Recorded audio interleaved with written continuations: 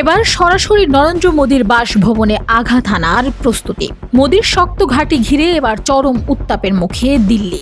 ই-20 petrol ইস্যুকে কেন্দ্র করে মোদী সরকারের পতন ত্বরান্বিত করতে এবার সোজা প্রধানমন্ত্রীর বাসভবন ঘেরাওয়ের বড় ঘোষণা দিলেন অরবিন্দ কেজরিওয়াল।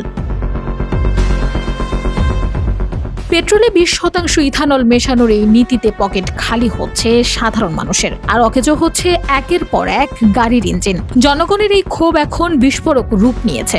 ইতিমধ্যেই সরকারের বিরুদ্ধে জমা পড়েছে 2 লাখেরও বেশি মানুষের সই সংবলিত অনলাইন প্রতিবাদ।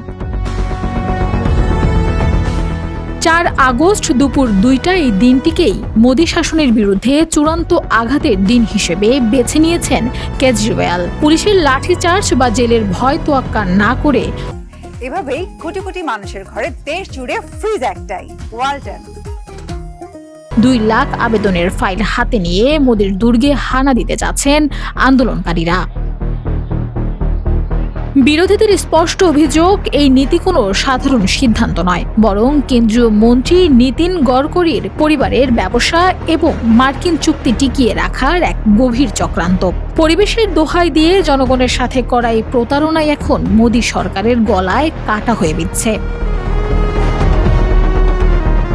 রাজপথ যখন উত্তাল হয় এবং ক্ষুব্ধ জনতা যখন শাসকের দরজায় কড়া নাড়ে, তখন কোনো ক্ষমতার আসনই চিরস্থায়ী হয় না। 4 আগস্টের এই দুঃসাহসিক অভিযান কি তবে ভারতে মোদী অধ্যায়ের সমাপ্তির সূচনা করবে? এখন তাকিয়ে দেখার পালা সেই দিকেই।